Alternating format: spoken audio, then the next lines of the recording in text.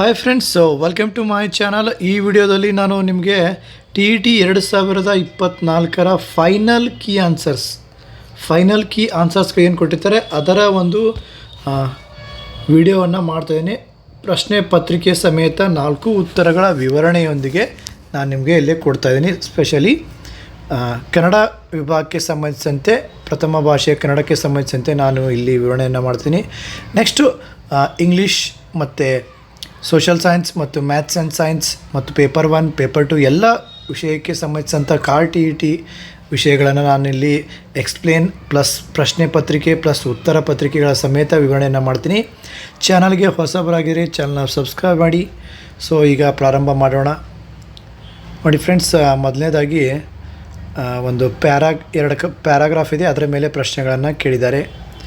ಏನು ಕೇಳಿದ್ದಾರೆ ನೋಡಿ. ಅಮೇರಿಕಾದಲ್ಲಿ ಅಂತರ್ಯುದ್ಧ ಆರಂಭವಾಗಿ ಯಾವುದಕ್ಕೆ ಗಿರಾಕಿಗಳು ಕಡಿಮೆಯಾದರು?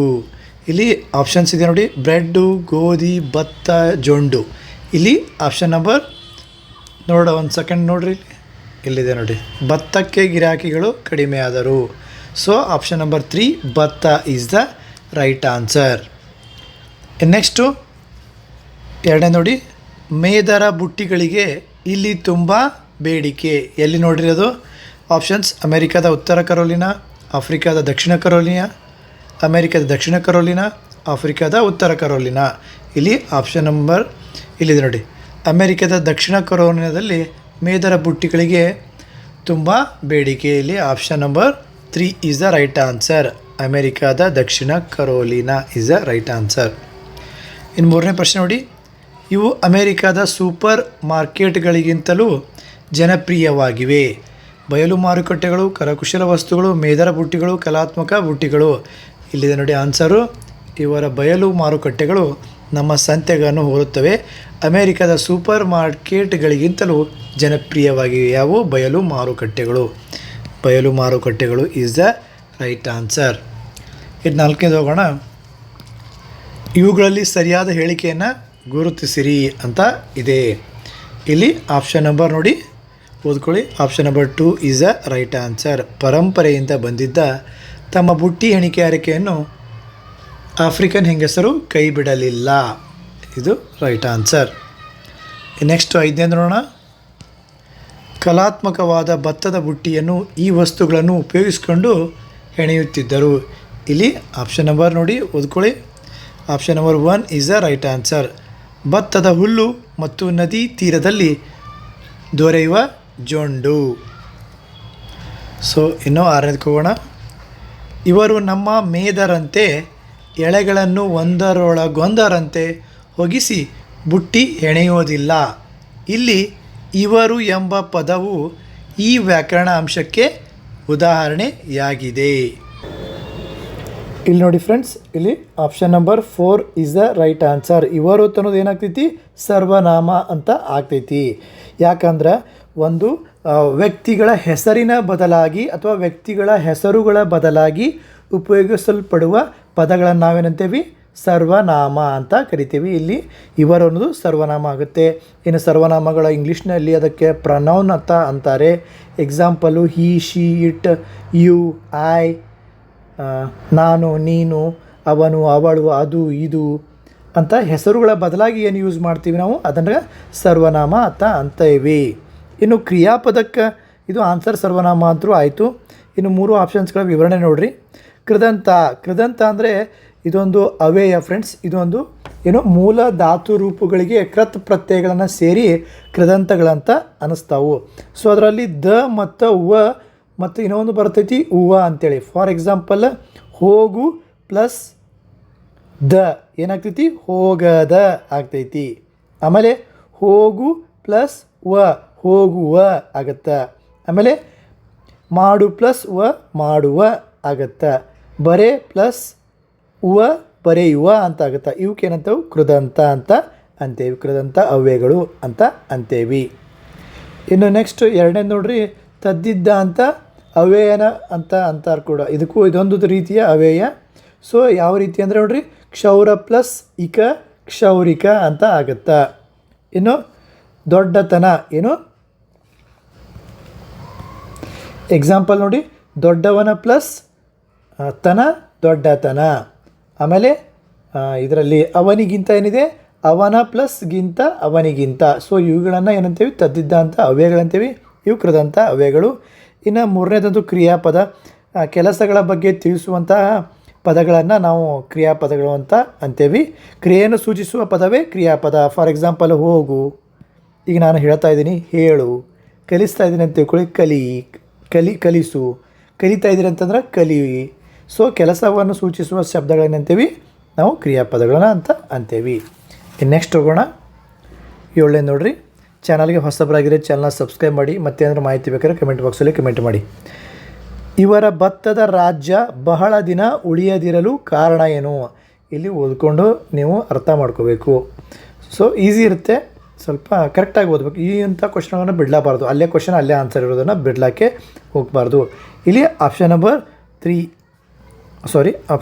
3 ಈಸ್ ದ ರೈಟ್ ಆನ್ಸರ್. ಇದು 1 ಮತ್ತು 2 ಸರಿಯಾಗಿವೆ. 1 ಮತ್ತು 2 ಸರಿಯಾಗಿ. ಏನು, ಅಮೆರಿಕದಲ್ಲಿ ಅಂತರ್ಯುದ್ಧ ಆರಂಭವಾಗಿ ಭತ್ತಕ್ಕೆ ಗಿರಾಕಿಗಳು ಕಡಿಮೆಯಾದರು ಮತ್ತು ಬ್ರೆಡ್ ಪ್ರಧಾನ ಆಹಾರವಾಗಿದ್ದರಿಂದ ಎಲ್ಲರೂ ಗೋಧಿಯನ್ನೇ ಅವಲಂಬಿಸಿದರು. ಇದು 3ನೇದ್ದು ತಪ್ಪಾಗಿದೆ. So option number 3 is the right answer. 1 ಮತ್ತು 2 ಸರಿಯಾಗಿವೆ. ನೆಕ್ಸ್ಟ್ ಹೋಗೋಣ. ವ್ಯಾಕರಣ ಅಂಶಕ್ಕೆ ಸಂಬಂಧಿಸಿದ ನೋಡ್ರಿ, 3ನೇದ್ದು. ಇದು 8ನೇದು. ತರುವಾಯ ಎಂಬ ಪದವು ಈ ವ್ಯಾಕರಣಾಂಶಕ್ಕೆ ಉದಾಹರಣೆಯಾಗಿದೆ. ತರುವಾಯ ಅನ್ನೋದು ಇಲ್ಲಿ ನೋಡಿ ಫ್ರೆಂಡ್ಸ್, ಅವತರಣಾರ್ಥಕಾವ್ಯ, ಕ್ರಿಯಾರ್ಥಕಾವ್ಯ, ಸಂಬಂಧಾರ್ಥಕಾವ್ಯ ಮತ್ತು ಸಾಮಾನ್ಯಾರ್ಥಕಾವ್ಯ ಅಂತ ಇವೆ. ಸೊ ಇಲ್ಲಿ option number 4 is the right answer, ಸಾಮಾನ್ಯಾರ್ಥಕಾವ್ಯ. ಓಕೆ, ಆನ್ಸರ್ ಅಂತೂ 4th ಗೊತ್ತಾಯ್ತು ಫ್ರೆಂಡ್ಸ್ ನಿಮಗೆ. ಸೊ ಇಲ್ಲಿ ಯಾವುದು ಬರ್ತಂದರೆ ಬೇಗನೆ, ತಟ್ಟನೆ, ಇವೆಲ್ಲ ತರುವಾಯದಲ್ಲೇ. ಅತ್ತ, ಬೆಳ್ಳಗೆ, ಒಡನೆ ಇವೆಲ್ಲ ಸಾಮಾನ್ಯ ಅರ್ಥಕಾವ್ಯದಲ್ಲಿ ಬರ್ತವೆ. ಇನ್ನು ಅವತರಣಾರ್ಥಕಾವ್ಯ ಅಂತಂದರೆ ನಾನೇ ಆ ಕೆಲಸವನ್ನು ಮಾಡಿದೆ, ಅವಳೇ ಬರಲಿ, ಅವನೇ ಮಾಡಲಿ, ಇವೆಲ್ಲ ಅವತರಣಾರ್ಥಕ ಅವ್ಯಯದಲ್ಲಿ ಬರ್ತವೆ. ಇನ್ನು ಕ್ರಿಯಾರ್ಥಕಾವ್ಯ, ಕ್ರಿಯೆಯ ಒಂದು ಸ್ಥಾನದಲ್ಲಿ ಅರ್ಥಪೂರ್ಣಗೊಳಿಸುವಂಥ ಒಂದು ಶಬ್ದಗಳು ಬೇಕು, ಸಾಕು, ಉಂಟು, ಬೇಡ, ಅಲ್ಲ, ಇಲ್ಲ, ಇವೆಲ್ಲ ಇದರಲ್ಲಿ ಬರ್ತವೆ, ಕ್ರಿಯಾರ್ಥಕಾವ್ಯದಲ್ಲಿ ಬರ್ತವೆ. ಇನ್ನು ಸಂಬಂಧಕಾರ್ಥಕಾವ್ಯದಲ್ಲಿ ಸಂಬಂಧವನ್ನು ಸೂಚಿಸ್ತವೆ 2 ಪದಗಳು ಅಥವಾ 2 ವಾಕ್ಯಗಳ ಒಳಗೆ. ಎಕ್ಸಾಂಪಲ್, ಅಥವಾ, ಆದರೆ, ಆದ್ದರಿಂದ. Okay, or, but, that's why. Okay, so next ನೋಡೋಣ. ಇಲ್ಲಿ 8ನೇ ಪ್ರಶ್ನೆಗೆ 4ನೇದು ಉತ್ತರ. ನೆಕ್ಸ್ಟ್ ನೋಡೋಣ. ಇಲ್ಲಿ ಪದ್ಯ ಕೊಟ್ಟಿರ್ತಾರೆ, ಪದ್ಯವನ್ನು ಓದಿಕೊಂಡು ನೀವೇನು ಮಾಡಬೇಕು, ಕ್ವಶನಿಗೆ ಆನ್ಸರ್ ಮಾಡಬೇಕು. ಈಸಿಯಾಗಿರುತ್ತೆ, ತಪ್ಪು ಮಾಡಬಾರ್ದು ಇಲ್ಲಿ. ಓಕೆ, ತಪ್ಪು ಮಾಡೋ ಚಾನ್ಸೇ ಇಲ್ಲ, ತೊಗೋಬಾರ್ದು ಇಲ್ಲಿ. ನೀವು ಬೇರೆ ಗೊತ್ತಿಲ್ಲದೆ ಇರುವಂಥ ಒಂದು ಪ್ರಶ್ನೆಗಳಿಗೆ ನೀವು ತಪ್ಪು ಮಾಡಿದ್ರೆ ಏನು ಸಮಸ್ಯೆ ಇಲ್ಲ. ಬಟ್ ಇಲ್ಲಿ ಈಸಿ, ಅಲ್ಲೇ ಕ್ವಶನ್ ಅಲ್ಲೇ ಆನ್ಸರ್ ಇರುತ್ತೆ. ಒಂದು 3rd ಸ್ಟ್ಯಾಂಡರ್ಡ್ 4th ಸ್ಟ್ಯಾಂಡರ್ಡ್ ಒಂದು ಹುಡುಗನೂ ಕೂಡ ಬರಿಬೋದು, ವಿದ್ಯಾರ್ಥಿ ಕೂಡ ಬರಿಬೋದು. ಅದು ಅಷ್ಟು ಈಸಿಯಾಗಿರುತ್ತೆ. ಸೊ ನೋಡೋಣ ಒಂದೇ ಪ್ರಶ್ನೆ ಏನಿದೆ ಅಂತ. ಒಂದೇ ನೋಡಿ ಫ್ರೆಂಡ್ಸ್, ಇಲ್ಲಿ ಕವಿ ಯಾರನ್ನು ಒಂದು ಎಂದು ಹೇಳಿದ್ದಾರೆ? ಇಲ್ಲಿ ನೋಡಿ, option number 1 is the right answer. ನಾವು, ನೀವು, ಅವರು, ಇವರು. ಇಲ್ಲಿದೆ ನೋಡಿ, ನಾವು, ನೀವು, ಅವರು, ಇವರು ಒಂದೇ ಅಂತ ಹೇಳಿದಾರಲ್ಲ. ಇನ್ನು 10ನೇ ಪ್ರಶ್ನೆ ಹೋಗೋಣ. ಎಲ್ಲರೂ ಹಿಂದೆ ಏನೆಂದು ಪಣ ತೊಡಬೇಕೆಂದು ಕವಿ ಆಶಿಸಿದ್ದಾರೆ? ಇಲ್ಲಿ ನೋಡಿ, option number 4 is the right answer. ಭೂಮಿ ತಾಯಿಯ ಕುಡಿಗಳು ಎಂದು ಪಣ ತೊಡಬೇಕು. ಇಲ್ಲಿದೆ ನೋಡಿ, ಭೂಮಿ ತಾಯಿಯ ಕುಡಿಗಳೆಂದು ಪಣವ ತೊಡೀರಿ ಹಿಂದೆ. So answer ಸಿಕ್ತಲ್ವಾ? ನೆಕ್ಸ್ಟ್ ನೋಡೋಣ. ಸರಿಯಾಗಿ ಓದ್ಕೋಬೇಕು, ಅಂದರೆ ಈಸಿಯಾಗಿ ತಿಳಿಯುತ್ತೆ. ಮೊದಲು ಒಂದು ಸರಿ ಪರ್ಫೆಕ್ಟಾಗಿ ಓದ್ಕೊಳ್ಳಿ, ಆಮೇಲೆ ಈಸಿಯಾಗಿ ಕ್ವಶನ್ಗೆ ಆನ್ಸರ್ ಮಾಡ್ತೀರಾ. ನೆಕ್ಸ್ಟ್ ನೋಡಿರಿ, 11ನೇದು. ಈ ಪದ್ಯದ ಆಶಯ ಭಾವ ಏನು ಅಂತ ಕೊಟ್ಟಿದ್ದಾರೆ. ಇಲ್ಲಿ option number 3 is the right answer. ಯಾವುದು?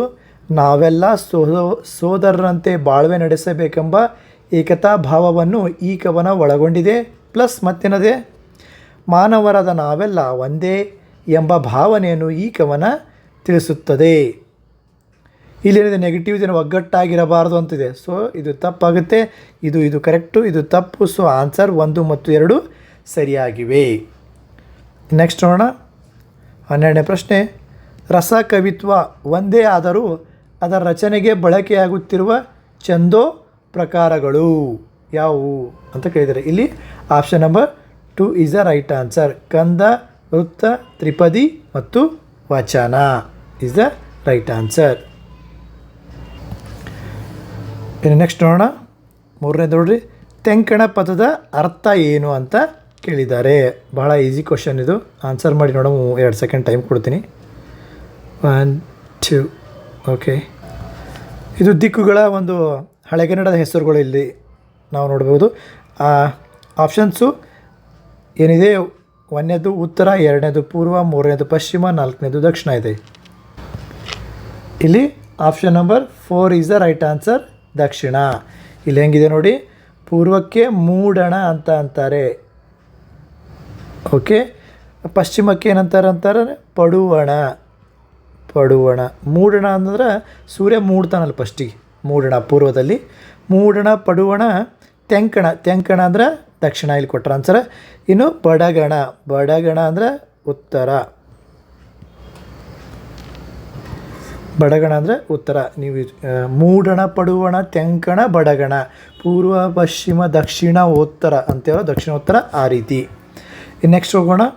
14ನೇದು, ಇವುಗಳಲ್ಲಿ ತಪ್ಪಾಗಿರುವ ಹೇಳಿಕೆಯನ್ನು ಗುರುತಿಸಿರಿ ಅಂತ ಹೇಳಿದ್ದಾರೆ. ಇಲ್ಲಿ ಪ್ರಶ್ನೆ ಬಹಳ ಈಸಿಯಾಗಿದೆ ಅನ್ನಿಸ್ತಾ ಇದೆ, ಬಟ್ ಸ್ವಲ್ಪ ನೆಗೆಟಿವ್ ಪ್ರಶ್ನೆ ಇದು. ಇವುಗಳಲ್ಲಿ ತಪ್ಪಾಗಿರುವ ಹೇಳಿಕೆ ನೋಡ್ಬೇಕು ನೀವು. ತಪ್ಪು ಯಾವುದೈತಿ ಇದರೊಳಗೆ, ಈ 4 ಹೇಳಿಕೆ ಅಲ್ಲ, ಅದು ನೋಡ್ಬೇಕು ನೀವು. ಓಕೆ, ಸರಿಯಾಗಿರೋ ಹೇಳಿಕೆ ಅಲ್ಲ. ನೋಡಿರಿ, ಕಂದ ಪದ್ಯ 4 ಸಾಲಿನ ಪದ್ಯವಾಗಿದೆ. ಹೌದು, ಇದು ಕರೆಕ್ಟ್ ಅದು. ತ್ರಿಪದಿ 3 ಸಾಲಿನ ಪದ್ಧತಿ. ಹೌದು, 3 ಅಂದರೆ ತ್ರಿಪದಿ, 3 ಸಾಲಿನ ಪದ್ಯವಾಗಿದೆ. ಇನ್ನು ವೃತ್ತಗಳು 4 ಸಾಲಿನ ಪದ್ಯಗಳಾಗಿವೆ. ಹೌದು, ಇದನ್ನು ಕೂಡ ಕರೆಕ್ಟಾಗಿದೆ. ಇದರಲ್ಲಿ ತಪ್ಪಾಗಿರೋದು ಆಪ್ಷನ್ ನಂಬರ್ 4 ಅಂದರೆ ಇದೇ ಸರಿಯಾದ ಉತ್ತರ. ವಚನವು 8 ಸಾಲಿನ ಪದ್ಯವಾಗಿರುತ್ತದೆ. ಅಲ್ಲ, ವಚನವು ಅದು ಯಾವುದೇ ಒಂದು ಸಾಲುಗಳನ್ನು ಇಷ್ಟೇ ಸಾಲುಗಳು ಇರಬೇಕಂತ ರೂಲ್ ಇಲ್ಲ. 2 ಇರ್ಬೋದು, 3 ಇರ್ಬೋದು, 4 ಇರ್ಬೋದು, 8, 10, 9, 12, 15 ಇರ್ಬೋದು. ಇಷ್ಟೇ ಸಾಲಿನಂತಿರಲ್ಲ. ಸೊ ಈ ಹೇಳಿಕೆ ಏನಾಗಿದೆ, ತಪ್ಪಾಗ್ಯದ ಇಲ್ಲಿ. ಸೊ ಇದು ರೈಟ್ ಆನ್ಸರ್.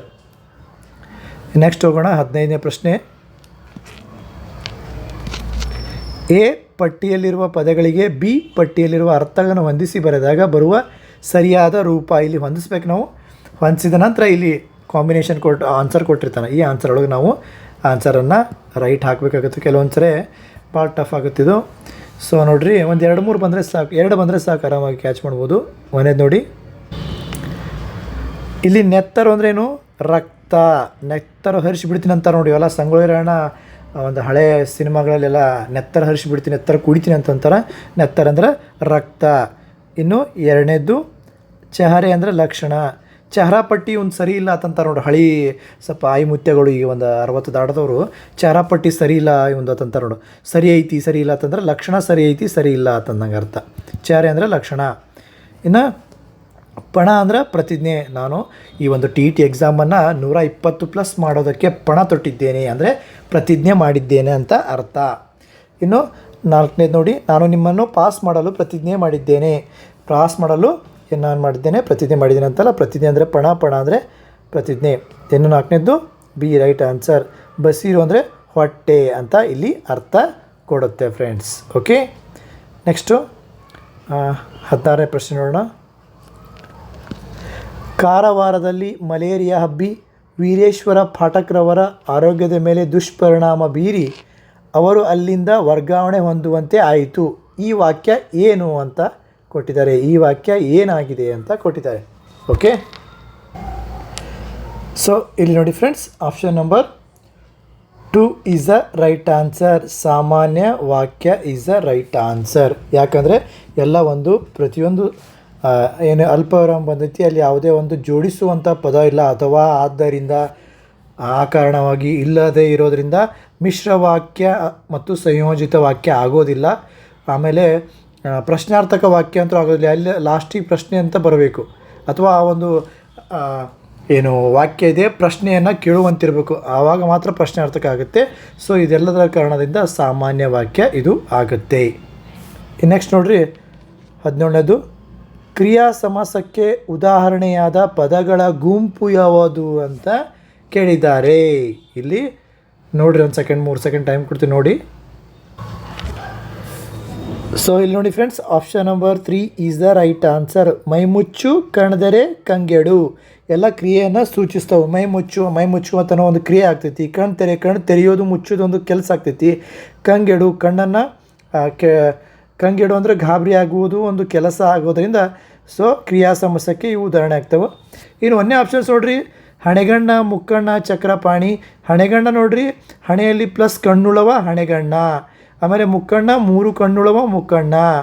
ಇನ್ನು ಪಾಣಿಯಲ್ಲಿ ಚಕ್ರವುಳ್ಳವನು ಚಕ್ರಪಾಣಿ. ಇದು ಬಹುವ್ರೀಹಿ ಸಮಾಸ ಆಗುತ್ತೆ.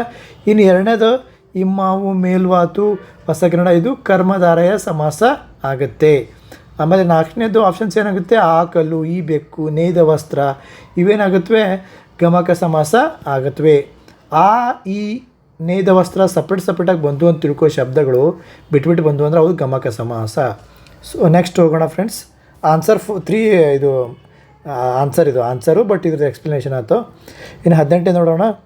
ವಿದ್ಯಾರ್ಥಿ ಈ ಪದದಲ್ಲಿರುವ ಅಕ್ಷರ ಗಣ ಯಾವುದು ಅಂತ ಕೇಳಿದ್ದಾರೆ.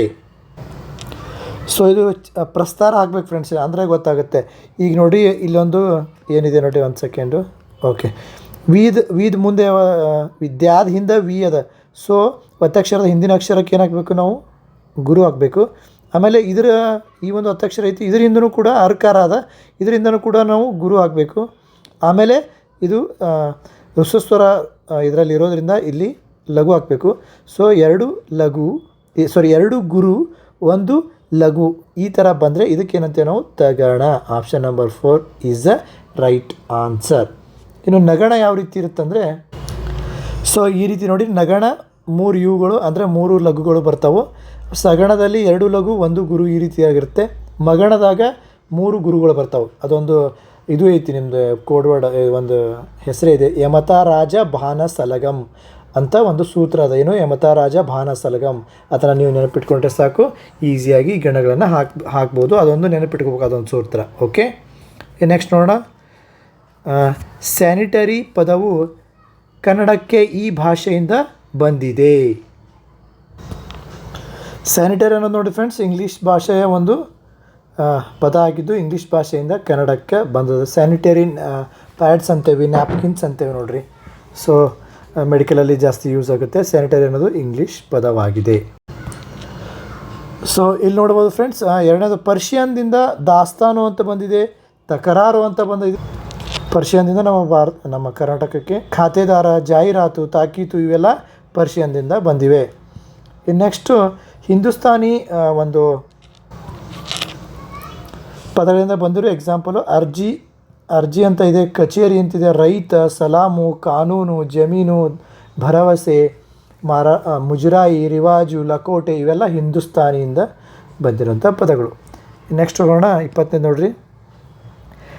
ಎಳಗಿಳಿಗಳ ಬಳಗಗಳನ್ನು ನಳನಳಿಸಿ ಬೆಳೆದ ಕಳವೆಯ ಎಳೆಯ ಕಾಳಿಗೆ ಎಳಸಿ ಬಂದವು. ಇದು ಈ ಅಲಂಕಾರಕ್ಕೆ ಉದಾಹರಣೆಯಾಗಿದೆ. ಇಲ್ಲಿ ನೋಡಿ ಫ್ರೆಂಡ್ಸ್, ಇಲ್ಲಿ option number 3 is the right answer. ನೃತ್ಯಾನುಪ್ರಾಸ ಈಸ್ ದ ರೈಟ್ ಆನ್ಸರ್. ಇಲ್ಲಿ ಏನಾಗ್ತದೆ, ವ್ಯಂಜನಗಳು ಪುನಃ ಬರ್ತಾವೆ. ಇಲ್ಲಿ ನೋಡ್ರಿ, ಳ ಬಂದೈತಿ, ಗೀಳಿ, ಗಳ, ಮತ್ತಳ, ಳ, ಳ, ಳ, ನಳಿ ಇವು ಮತ್ತಳ, ಳೆ, ಳ, ಳ, ಸಿ ಇವೇನ ಮೇಲಿಂದ ಮೇಲೆ ಬರೋದ್ರಿಂದ ಇವಕ್ಕೇನಂತೆ ನಾವು ನೃತ್ಯಾನುಪ್ರಾಸ. ಇವೆರಡೂ ಚೇಕಾನುಪ್ರಾಸ ಮತ್ತು ನೃತ್ಯಾನುಪ್ರಾಸ ಶಬ್ದ ಅಲಂಕಾರದಲ್ಲೇ ಬರ್ತಾವೆ. ಅಲಂಕಾರವಾಗಿ ಶಬ್ದ ಅಲಂಕಾರದಾಗ ಇವೆರಡೂ ಬರ್ತಾವೆ. ಇದು ಈ ರೀತಿ ನೃತ್ಯಾನುಪ್ರಾಸ ಆಯಿತು. ಇನ್ನು ಚೇಕಾನುಪ್ರಾಸ ಯಾವ ರೀತಿ ಬರುತ್ತಂದ್ರೆ, ಒಂದು 2 ಅಕ್ಷರದ ಒಂದು ಶಬ್ದ ಏನಿರ್ತೈತಿ, 2 ಅಕ್ಷರದ ಒಂದು ವ್ಯಂಜನ ಶಬ್ದ ರಿಪೀಟ್ ಆಗ್ತಿರ್ತೈತಿ ಜಾಸ್ತಿ.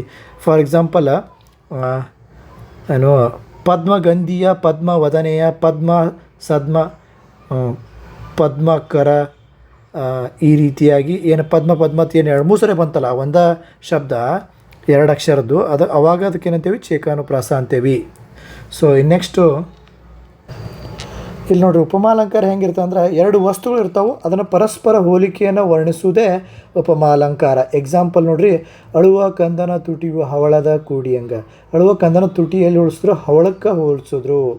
ಇನ್ನು ಸಂಗೀತ ಕೋಗಿಲೆಯಂತೆ ಹಾಡುತ್ತಾಳೆ. ಸಂಗೀತನ ಒಂದು ಗಾನವನ್ನು ಧ್ವನಿಯನ್ನು ಕೋಗಿಲೆಗೆ ಹೋಲಿಸಿದ್ರು. ಸಂಗೀತನ ಗಾನವನ್ನು ಕೋಗಿಲೆ ಹೋಲಿಸಿದ್ರು. ಇದಕ್ಕೆ ಏನಂತೇವೆ ನಾವು ಅಂತೆ ದಂತೆ ಏನು ಬರ್ತಾವೆ ಇವೆಲ್ಲ ಉಪಮಾ ಅಲಂಕಾರ. ಕೋಗಿಲೆಯಂತೆ, ಜಿಂಕೆಯಂತೆ, ಏನು ಮೇರಿ ಕೋಮ್ ಏನು ಸಿಡಿಲಿನಂತೆ ಬರುತ್ತಾಳೆ, ಈ ರೀತಿ. ಇನ್ನು ಯಮಕ ನೋಡ್ರಿ. ಸೊ ಅಗೇನ್ ಯಮಕನೂ ಇದರಲ್ಲಿ ಬರುತ್ತೆ ಫ್ರೆಂಡ್ಸ್. ಶಬ್ದಾಲಂಕಾರದಲ್ಲಿ 4 ಬರ್ತವೆ. ಒಂದನೇದು ಯಾವುದಪ್ಪ ಅಂದರೆ ಅನುಪ್ರಾಸ ಅಂತ ಬರುತ್ತೆ. ಎರಡನೇದು ಅನುಪ್ರಾಸದಲ್ಲಿ 2 ಬರ್ತವೆ, ನೃತ್ಯಾನುಪ್ರಾಸ, ಚೇಕಾನುಪ್ರಾಸ ಶಬ್ದಾಲಂಕಾರದಲ್ಲಿ. ಆಮೇಲೆ ಇನ್ನೊಂದು ಬರ್ತೈತಿ ಸಪ್ರೇಟಾಗಿ ಯಮಕ ಅಂತ ಬರ್ತದೆ. ಇವು 3 ಶಬ್ದಾಲಂಕಾರದಲ್ಲೇ ಬರ್ತವೆ. 4ನೇದು ಇನ್ನೊಂದು ಬರ್ತೈತಿ ಚಿತ್ರಕವಿತ್ವ ಅಂತೇಳಿ. ಓಕೆ, ನೆಕ್ಸ್ಟ್ ಹೋಗೋಣ.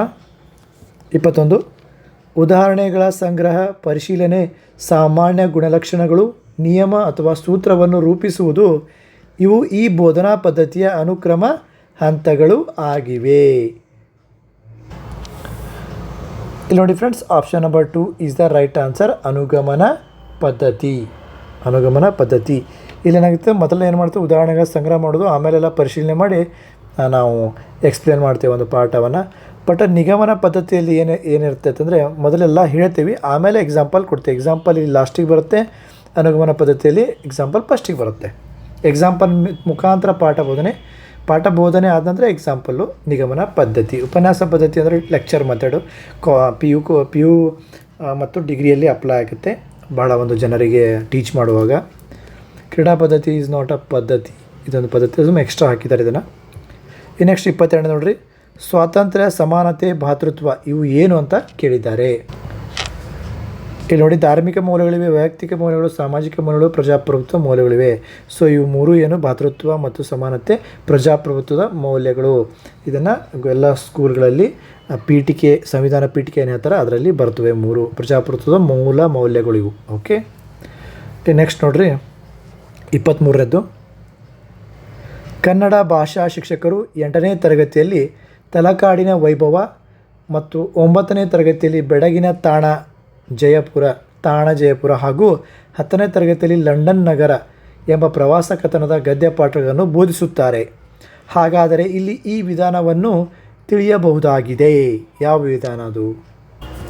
ಸೊ ಇಲ್ಲಿ ಆಪ್ಷನ್ ನಂಬರ್ 3 ಸುರುಳಿ ಆಕಾರದ ವಿಧಾನ. ಸ್ಟೆಪ್ ಬೈ ಸ್ಟೆಪ್ ಅವ್ರಿಗೇನು ಪ್ರವಾಸ ಕಥನಗಳ ಬಗ್ಗೆ local to other states to foreign. So ಈ ರೀತಿ ಸುರುಳಿ ಆಕಾರದ ಸ್ಟೆಪ್ಸ್ಗಳನ್ನು ಇಲ್ಲಿ ಯೂಸ್ ಮಾಡೋದ್ರಿಂದ ಇದು ಸುರುಳಿ ಆಕಾರದ ವಿಧಾನ. ಇನ್ನು 24 ನೋಡೋಣ. 2005ರ ರಾಷ್ಟ್ರೀಯ ಪಠ್ಯಕ್ರಮವು ಈ ಕೆಳಗಿನ ವೈಶಿಷ್ಟ್ಯಗಳನ್ನು ಹೊಂದಿದೆ. ಇಲ್ಲಿ option number 3 is a right answer. ಯಾವುದಪ್ಪ ಅಂದರೆ 1 ಮತ್ತು 2 ಕೂಡ ಸರಿಯಾಗಿವೆ. ಕಲಿಕೆಯನ್ನು ಜೀವನದ ಅವಶ್ಯಕತೆಗಳೊಂದಿಗೆ ಜೋಡಿಸುವುದು, ಆಮೇಲೆ ಶಾಲೆಯ ಹೊರಗಿನ ಬದುಕಿಗೆ ಜ್ಞಾನವನ್ನು ಸಂಯೋಜಿಸುವುದು. Option number 3 is a right answer ಇಲ್ಲಿ. ಓಕೆ, ಇನ್ನು ನೆಕ್ಸ್ಟ್ ನೋಡೋಣ 25ನೇದು. ಚಾನಲ್ಗೆ ಹೊಸಬರಿಗೆ ಚಾನಲ್ ಸಬ್ಸ್ಕ್ರೈಬ್ ಮಾಡಿ. ಮತ್ತೇನಾದ್ರು ಬೇಕಾದರೆ ಕಮೆಂಟ್ ಬಾಕ್ಸಲ್ಲಿ ಕಮೆಂಟ್ ಮಾಡಿ ಮತ್ತು ಶೇರ್ ಮಾಡಿ.